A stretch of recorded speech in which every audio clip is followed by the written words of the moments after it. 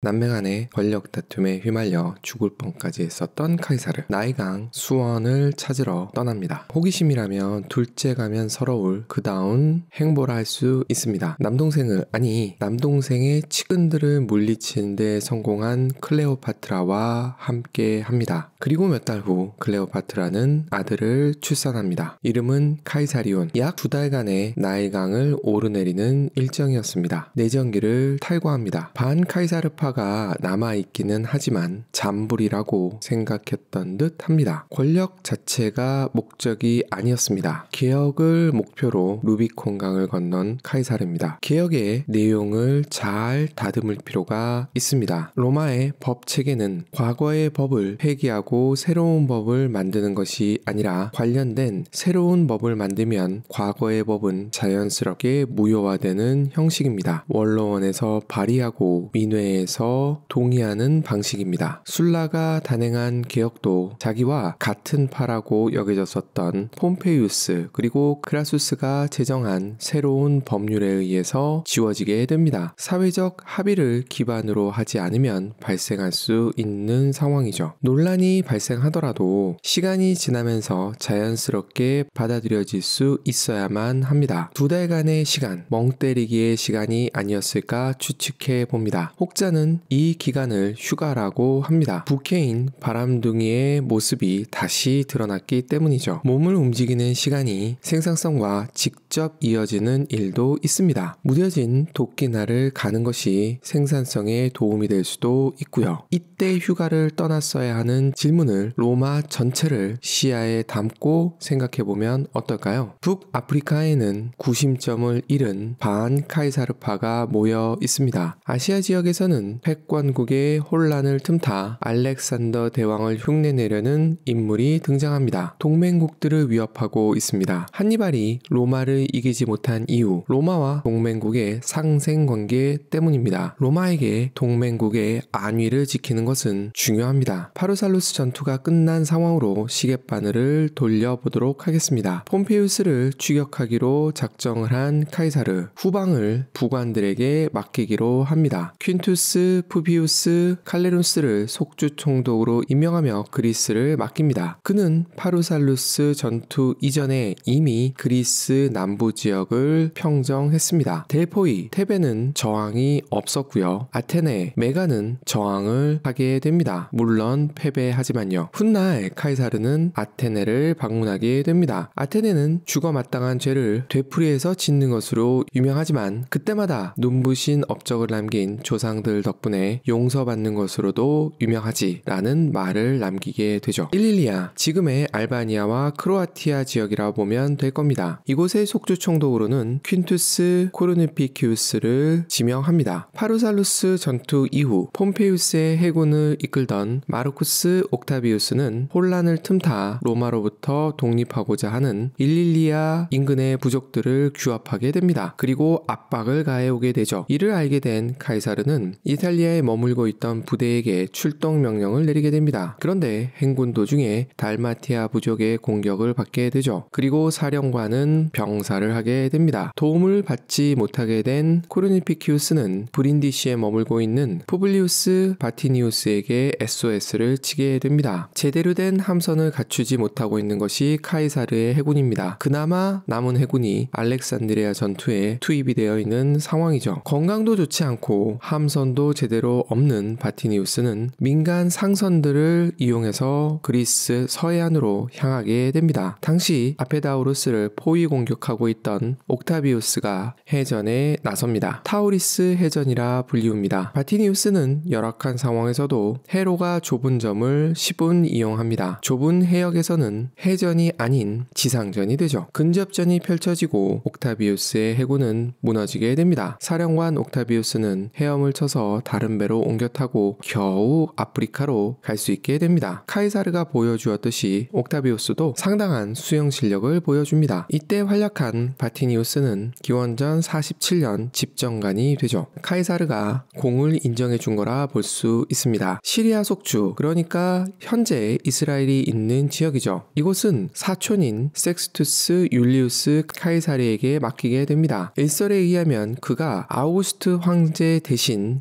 카이사르의 후계자가 될 뻔했었다 합니다. 하지만 폼페이우스 추종자인 바수스가 반란을 일으켰을 때 죽음을 맞이하게 되죠. 소아시아 속주, 지금의 터키 지역은 그나이우스, 도미티우스, 칼비누스가 맡고 있습니다. 디라키움 전투가 벌어질 때 폼페이우스의 장인인 스키피오 메탈루스의 진격을 저지했던 인물입니다. 칼비누스는 카이사르와 함께했던 고참병들과 함께하는 것이 아닙니다. 폼페이우스파에 가담했었던 군단병들 중 카이사르에게 충성을 맹세한 고참병들로 만들어진 세 개의 군단을 이끌고 있습니다. 이때 오리엔트 지방에서 늘 일어나는 일이 일어나는 거죠. 상대가 약점을 보이면 지체 없이 공격에 나섭니다. 이번의 주인공은 폰투스의 파르나케스 2세입니다. 그의 아버지는 스스로 페르시아의 다리우스 1세의 후예라고 주장하고 알렉산더가 재림한 것이 자신이라고 떠벌리고 다니던 인물입니다. 미트리다테스 6세입니다. 아나톨리아, 그러니까 지금의 튀르키예가 있는 반도 북쪽 끝에 있는 약소국을 강대국으로 만든 왕이죠. 세력을 팽창하다 보니 결국 로마와 맞붙게 됩니다. 세 번에 걸친 전쟁이 벌어집니다. 미트리다테스 1차, 2차, 3차 전쟁이라 합니다. 1차 전쟁 초반 로마는 밀립니다. 그 당시 로마는 초반엔 무조건 밀리는 모습을 보입니다. 미트리다테스 전쟁을 진압하러 술라가 출동을 합니다. 출동 이후 술라는 반술라파에 의해서 반역자가 됩니다. 하지만 술라는 미트리다테스 6세를 제압하고 강화를 이끌어냅니다. 하지만 로마로 돌아가야만 되는 상황 때문에 미트리다테스는 다시 한번 재기할 수 있는 기회를 얻게 되죠. 그러면서 팔랑크스를 대신할 새로운 전법을 구상해내기까지 합니다. 유능한 군사 전문가는 맞습니다. 다시 침략 전쟁을 벌인 미트리다테스를 제압하러 나선 것은 루클루스입니다. 군사 지휘관으로서의 능력이 뛰어났던 루클루스는 대군을 이끌고 나온 미트리다테스를 제압합니다. 하지만 병사들의 마음을 어루만지는 데는 재주가 없었는지 파업에 직면을 하게 되죠. 다 이긴 전쟁을 폼페이우스에게 넘겨주는 불행을 맞이하게 됩니다. 폼페이우스는 숟가락만 얹어서 대승을 거두게 됩니다. 궁지에 몰렸던 미트리다테스 6세 첫째 아들을 유인해서 죽이게 됩니다. 그리고 둘째 아들에게 크림반도의 지배를 맡기게 되죠. 그런데 첫째 형의 죽음을 본 둘째는 아버지가 마음이 변해서 자신을 죽이려 할지 모른다는 불안감에 휩싸이게 됩니다. 그래서 선수를 치죠. 결국 미트리다테스 6세는 쓸쓸히 자살을 선택하게 됩니다. 전쟁 이후 파르나케스 2세는 폼페이우스에 의해서 폰투스 왕이 됩니다. 로마의 내전이 시작됩니다. 파르나케스 2세는 폼페이우스 편에 섰을까요? 자기 자신의 편에 섰다는 표현이 좀 더 맞을 것 같습니다. 권력의 공백기라 여기고 아버지의 야망을 이어받습니다. 카파도키아, 비티니아, 그리고 소아르메니아로 쳐들어가죠. 당연히 이들은 동맹국 로마에 지원을 요청을 합니다. 가장 가까이 있었던 칼비누스가 도우러 가야 됩니다. 겨우 만든 3개 군단 중 2개 군단을 알렉산드리아로 보낸 상황입니다. 카이사르가 남매 간의 전쟁에 휩쓸렸기 때문이죠. 갈리아 전쟁 동안 카이사르는 라비에누스에게 지원군을 보내라는 요청을 한 적이 수차례 있습니다. 라비에누스는 자신이 맞닥뜨리고 있는 전황에 맞춰서 보내기도 하고 그렇지 않은 경우도 있습니다. 카이사르는 내전기에서 라비에누스의 좋지 않은 모습을 많이 담아놓습니다. 미워했다기보다는 유능한 부장에 대한 아쉬움이 아니었을까 합니다. 거리로만 보면 카이사르에게 가까운 곳은 시리아 속주입니다. 이곳을 담당하고 있는 섹스투스 율리우스 카이사르는 칼비누스에 비해 군사적 재능을 검증받을 기회가 그다지 많지 않았습니다. 칼비누스는 일단 시간 벌기에 들어갑니다. 한 개 군단밖에 없으니까요. 파르나케스에게 편지를 보냅니다. 당장 빼앗은 모든 영토를 반환하고 폰투스 왕국으로 돌아가라. 그렇지 않으면 로마와 전쟁을 벌이는 것으로 간주하겠다. 협박성 편지입니다. 코마나로 이동합니다. 그곳에서 1개 군단을 모집하고요. 갈라티아에서 2개 군단을 모읍니다. 또한 카파도키아에서 10,000명의 병사를 확보합니다. 1000명의 기병이 모여들고요. 파르나케스 2세 수비에 불리하다 판단을 하고 카파도키아에서는 철수합니다. 하지만 방어에 유리한 소아르메니아 지역은 아버지로부터 물려받은 땅이라고 우기게 됩니다. 아버지 미트라테스가 침략으로 확보한 영토였죠. 동시에 뇌물작전도 펼칩니다. 당시 속주 총독들이 어떠한 식으로 속주를 통치했는지를 엿볼 수 있는 대목입니다. 칼비누스는 이를 거부합니다. 파르나케스는 니코폴리스라는 도시 옆에 진지를 구축을 합니다. 그리고 인근 숲속에 기병을 매복시키죠. 칼비누스에게 사절을 보냅니다. 겁을 집어먹고 싸우기를 꺼린다는 느낌을 주기 위한 책략이었다 합니다. 그런데 칼비누스는 신중한 모습을 보입니다. 니코폴리스 근처에 진지를 구축을 하죠. 그리고 교착 상태에 빠집니다. 어느 날 밤 카이사르가 칼비누스에게 보낸 전령을 파르나케스 장병들이 사로잡게 됩니다. 전령이 지니고 있었던 편지의 내용은 지원군을 더 보내라는 거죠. 칼비누스는 카이사르에게 현지 상황을 설명하지 않았는지도 모릅니다. 아니면 상관에게는 토를 달지 않아야 된다고 생각했던 인물인지도 모릅니다. 빨리 전투를 끝내고 카이사르를 지원하러 가기로 결단을 합니다. 전투가 시작되는 거죠. 전력을 비교해보면 칼비누스는 3만 명의 보병, 1000의 기병을 갖고 있습니다. 파르나케스는 기병을 포함해서 2만입니다. 수적으로는 칼비누스가 우세하죠. 하지만 칼비누스는 장병들을 완전히 믿은 것 같지는 않습니다. 그래서 지구전을 펼쳤던 거겠죠. 파르나케스는 로마군의 전법을 알고 있습니다. 망치와 모루 전법이요. 포위전을 대비합니다. 중앙 팔랑크스를 지키기 위해서 좌우로 4피트의 도랑을 파괴됩니다. 그리고 기병을 좌우에 배치를 합니다. 측면에는 배후를 치러 들어올 군대를 막기 위해 예비부대도 준비하고요. 칼비누스는 중앙에는 갈라티아에서 온 2개 군단을, 우익에는 폼페이우스의 고참병들로 구성된 로마 군단을, 좌익에는 카파도키아에서 모은 보병들을 배치하게 됩니다. 그리고 1000 기병을 양 측면에 배치를 하죠. 기병 입장에선 호각세였던 듯 합니다. 그리고 속주에서 모집한 병사들을 후방에 배치를 하고요. 팔랑크스와 맞붙은 중앙은 교착 상태에 빠집니다. 폼페이우스의 고참병으로 구성된 36군단은 로마 군단답게 적의 좌익을 돌파합니다. 그리고 도랑을 넘어 팔랑크스 배후를 공격하러 나섭니다. 그 순간 파르나케스가 준비해둔 예비 부대가 등장합니다. 급정거를 하게 되는 거죠. 이때 좌익의 카파도키아 군대는 도랑을 넘다가 화살 세례를 맞게 됩니다. 그리고 퇴각을 해버리고 맙니다. 그러자 중앙의 갈라티아 군대도 무너지게 됩니다. 36군단 홀로 남습니다. 로마 군단은 이런 경우에 원형진을 만들게 되죠. 질서 있는 퇴각이 이루어집니다. 언덕 위로 올라가는 거죠. 파르나케스는 로마 군단을 공격하는 것이 피해가 많을 거라 생각하고 도망치고 있던 카파도키아, 갈라티아 군대를 추격 섬멸하게 됩니다. 수적으론 우세했을지 모르지만 마음이 급했던 칼비누스의 패전입니다. 전체 병력의 3분의 1을 잃었다 합니다. 로마 군단은 질서 있는 퇴각을 했기 때문에 250명 정도의 사상자가 발생했다고 하고요. 파르나케스는 주변 도시를 공격하고 약탈을 하고 로마 시민들을 죽입니다. 카이사르가 휴가를 가질 수 있도록 시간을 벌어준 것은 파르나케스의 명에 따라 보스포러스 왕국을 지키고 있었던 아산드로스입니다. 그는 로마에 잘 보여 왕이 되려 합니다. 파르나케스는 흑해를 건너 크림반도를 향하게 되죠. 오리엔트는 신뢰에 대한 단어가 있었을까요? 상인들 간에만 있었을지도 모릅니다. 재충전을 마치고 출동하는 카이사르, 주로 육로를 이용합니다. 군사적 지원도 필요했고요. 폼페이우스를 지지하던 지역을 재편해야만 됐기 때문입니다. 동맹국은 패권국 로마에 세금을 내진 않습니다. 하지만 군사적 지원에 대한 약속을 하게 되죠. 속주는 군사적 지원은 하지 않습니다. 하지만 세금은 냅니다. 유대지방을 거칩니다. 당시 지중해의 상권을 쥐고 있었던 것은 그리스인들입니다. 카르타고가 사라진 이후 거의 동무되었다 할 수 있죠. 그런데 그리스인들이 상권을 개척하고 나면 반드시 따라오는 민족이 있었습니다. 유대인입니다. 서구 역사에서 유대민족이 미움을 받게 된 이유 중에 하나가 아닐까 싶습니다. 알렉산드리아 또한 다르지 않습니다. 그런데 카이사르는 평등을 좋아하는 사람입니다. 상업활동에서의 유대인 차별을 없애는 정책을 발효하죠. 유대 지방에 도착한 카이사르는 유대인들의 원래 통치 방식을 그대로 인정을 하게 됩니다. 폼페이우스와는 다른 모습을 보여주는 거죠. 몇 년 후 태어나게 되는 예수는 카이사르의 것은 카이사르에게, 하나님의 것은 하나님에게 라고 말씀을 하시죠. 드디어 카이사르는 파르나케스와 조우를 하게 됩니다.